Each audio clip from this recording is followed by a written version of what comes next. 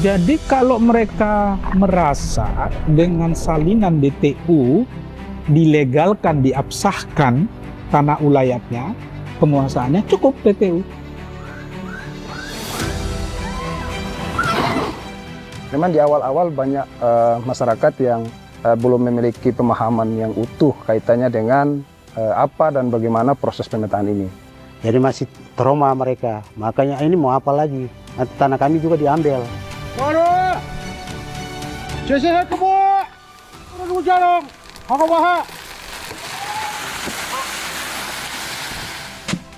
Mungkin orang tua susah payah kerja untuk anak, menyekolahkan anak-anak toh.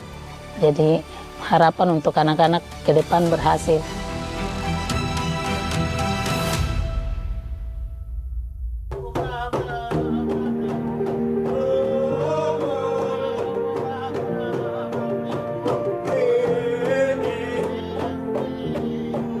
Papua, permata di timur Nusantara. Tanahnya subur, lautannya menawan, budayanya kaya, menjadi daya tarik bagi siapa saja yang mencintai alam dan kehidupan. Namun, lebih dari bentang alam yang mempesona, Papua menyimpan kekayaan tak kasat mata, adat yang dijaga dengan sepenuh jiwa.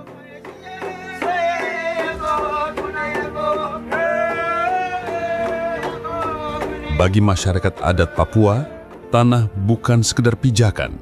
Ia adalah warisan leluhur, ruang hidup, dan identitas yang tak tergantikan.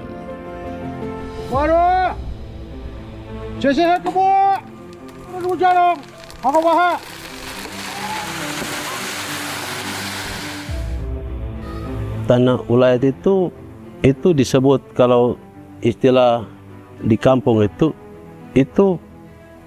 tanah pribadi suku itu. 5 orang struktur adat ini, 5 orang itu yaitu Terang, Digino, Tegai, Bemei, Serom. Itu 5 perangkat adat yang memang tidak bisa dirubah. Di Kampung Kesatuan Adat Sawoi, tanah bukan milik perorangan, melainkan milik bersama masyarakat. Marga Sawoi terbentuk dari marga-marga besar. Mereka menyepakati batas wilayah dengan cara tradisional, menggunakan tanda alam seperti pohon, sungai, atau tanah yang telah dinamai oleh leluhur. Batas-batas itu hidup dalam ingatan, tidak dilukis di atas peta. Seiring waktu, melalui ikatan perkawinan dan saling percaya, tumbuh pula hak pengelolaan yang lentur antar marga, tanpa menghilangkan nilai adat.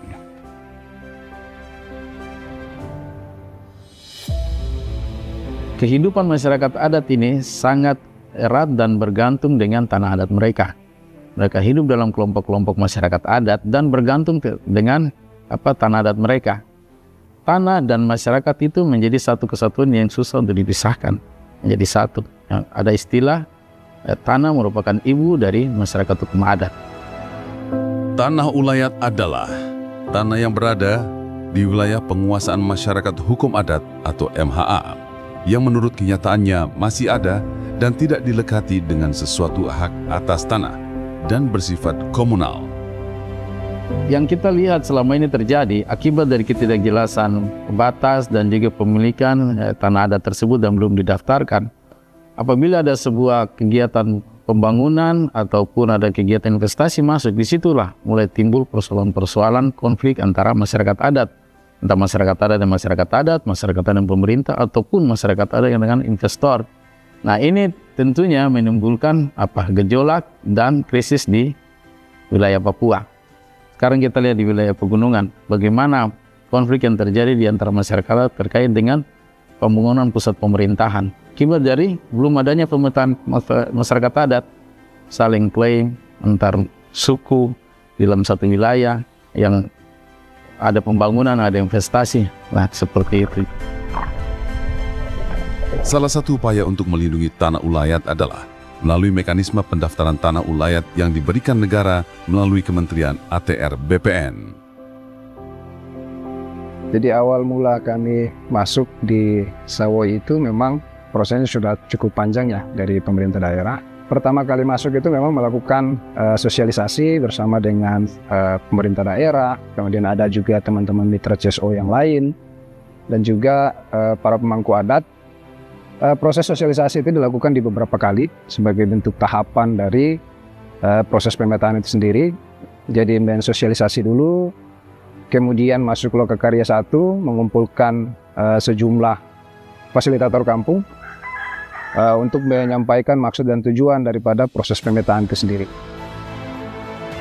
Nah, pada awalnya itu kami selaku pemuda itu kami diberitahukan oleh para Ondo Afi, datang memberitahukan kepada kami di sekretariat KNPI bahwa kami akan melakukan pemetaan wilayah adat.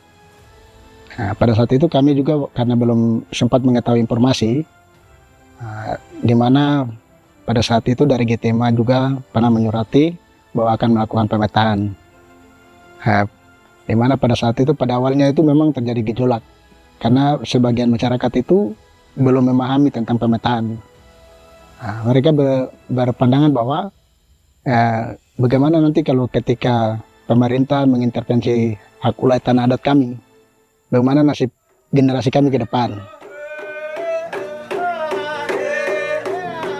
Bapak-bapak yang ada di kampung, artinya mereka rasa karena mereka belum tahu tujuannya seperti apa. Artinya sudah ada pengalaman mereka, tanah mereka sempat kehilangan, itu tanah transmigrasi Besom itu. Jadi masih trauma mereka, makanya ini mau apa lagi, nanti tanah kami juga diambil. Begitu. Memang di awal-awal banyak masyarakat yang belum memiliki pemahaman yang utuh kaitannya dengan apa dan bagaimana proses pemetaan ini. Karena banyak kasus misalnya banyak juga perusahaan-perusahaan yang mulai masuk, ada juga industri dan segala macam. Jadi masyarakat itu memiliki banyak pertanyaan yang perlu kita jawab. Tahun 2023, masyarakat adat Sawai menandai satu tonggak penting. Tanah ulayat mereka memperoleh sertifikat resmi dari negara melalui skema hak pengelolaan atau HPL. HPL adalah bentuk pengakuan hukum negara terhadap tanah ulayat.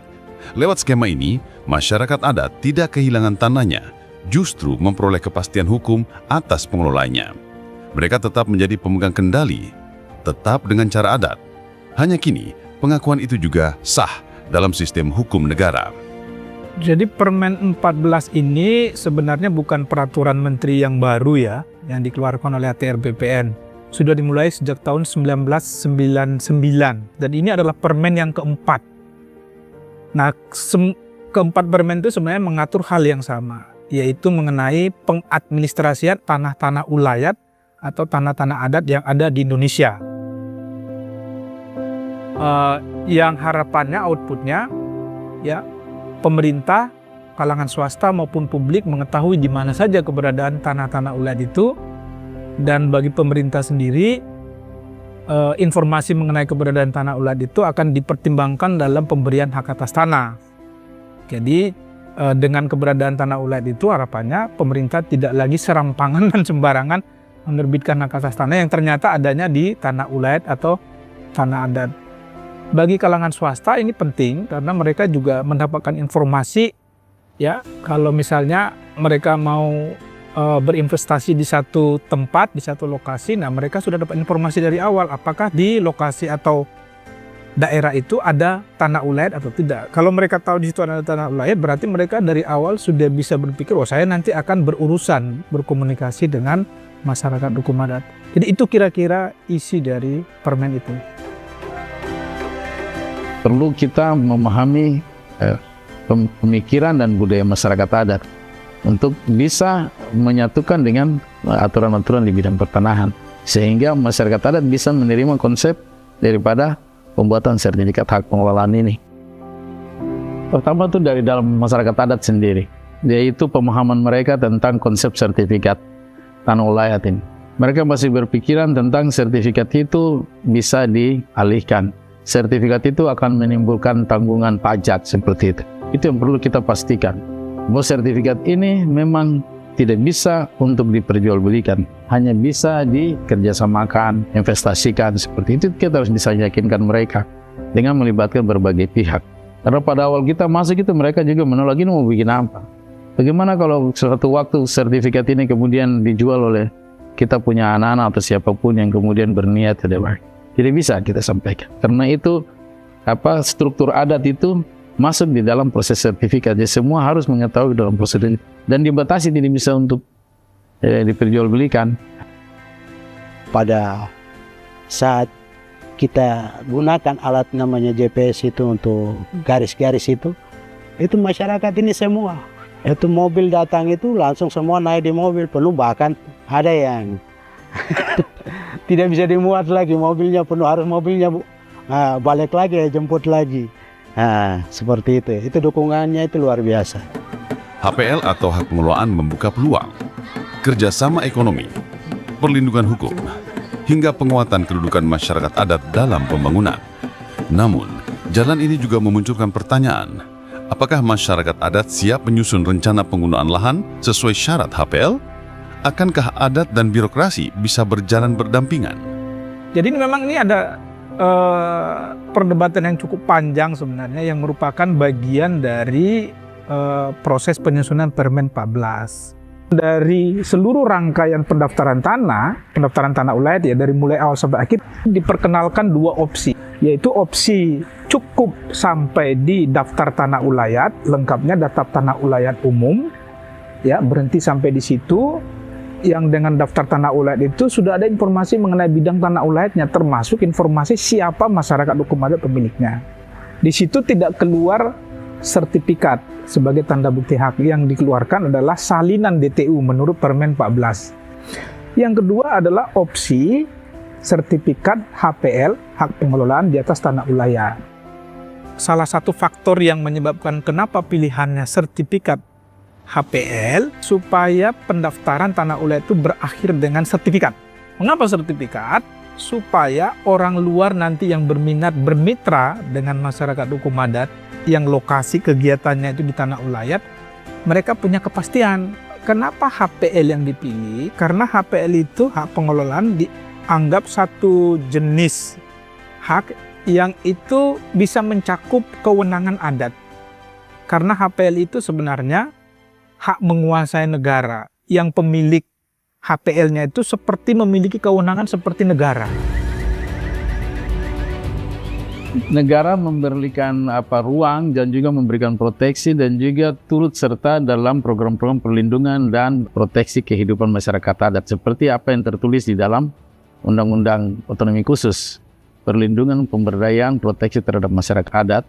Dengan pemetaan dan pensertifikatan tanah ulayat ini, bisa jelas batas-batas masyarakat adat, bisa jelas ruang-ruang mereka, bisa jelas itu di mana tempat-tempat yang mereka bisa usaha untuk hidup, sehingga memperkecil atau mengurangi dampak konflik ataupun dampak-dampak sosial yang timbul di kemudian hari akibat dari ketidakjelasan batas-batas tanah adat.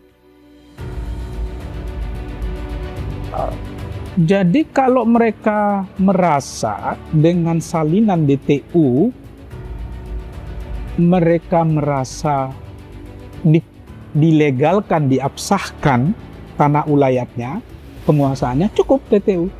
Tapi kalau mereka merasa salinan DTU kan bukan tanda bukti hak yang kuat, bukan bukti kepemilikan yang kuat. Terus nanti kalau saya mau bekerja sama dengan pihak ketiga, terus pihak ketiganya menanyakan tanda bukti haknya, kalau saya tunjukkan salinan DTU dengan satu sertifikat, ini bagi masyarakat yang dari awal sudah memikirkan bahwa itu nanti dikerjasamakan ya dengan pihak ketiga.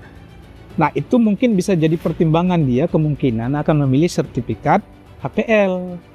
Argumentasi lainnya karena untuk HPL itu tidak dikenal jangka waktu. Ya tidak seperti hak guna usaha, hak guna bangunan yang berjangka waktu. Jadi sisi positif yang dilihat oleh ATR BPN kalau nanti masyarakat hukum adat mendapatkan HPL dengan sertifikatnya, maka masyarakat hukum adat tidak perlu khawatir. Nanti ini setelah 20-30 tahun dilanjutkan atau tidak oleh pemerintah ini. Nah, itu argumentasi lain. Ya memang harapan masyarakat itu kan sangat tinggi, ya, ekspektasi mereka bahwa setelah ada sertifikat tentunya akan ada investasi, akan ada perubahan. Nah ini kan tentunya menjadi tanggung jawab dari banyak pihak.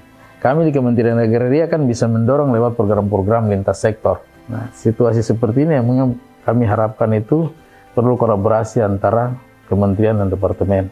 Kalau sebuah wilayah yang sudah diberikan penetapan wilayah dan didaftarkan sebagai tanah ulayat, sebaiknya itu didorong untuk bisa berkembang. Sehingga masyarakat mendapat manfaat, bukan saja mereka punya tanah dilindungi, tetapi tanah mereka bisa bermanfaat dan menjadi jaminan untuk kehidupan mereka. Tapi bagaimana pengakuan itu bisa berguna untuk pengembangan ekonomi kehidupan masyarakat adat, itu yang lebih penting setelah pasca kita melindungi mereka. Sertifikasi tanah ulayat itu adalah merupakan kegiatan prioritas untuk masyarakat adat di Papua, dan itu harus menjadi prioritas kegiatan untuk pendaftaran tanah di Papua.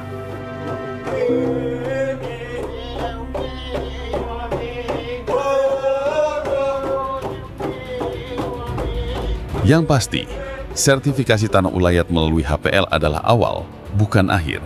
Awal untuk menguji komitmen bersama antara negara dan masyarakat adat agar hukum positif tak menghapus hukum adat, tapi memperkuatnya. Semoga pengakuan ini tidak sekedar formalitas administratif, tapi benar-benar menjadi jembatan menuju masa depan yang adil, di mana tanah adat tetap lestari dan masyarakat adat berdiri tegak di atas tanah yang mereka cintai. Kami di BPN sebagai eksekutor proses penerbitan sertifikat tanah ulayatnya. Tetapi dalam proses pendataan, penelitian sampai penetapan masyarakat adat itu menjadi bagian dari porsi departemen yang lain.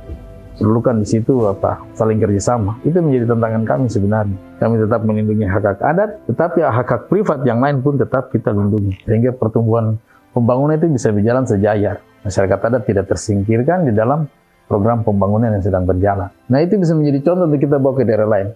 Bahwa kalau pemerintah daerah siap, masyarakat adat siap, ini bisa selesai.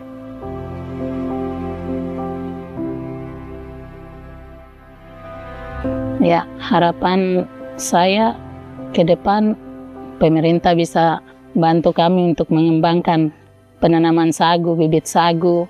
Mungkin seperti ini sudah kita kerja manual. Mungkin pemerintah lihat ke depan kita butuh alat-alat yang lebih membantu kita.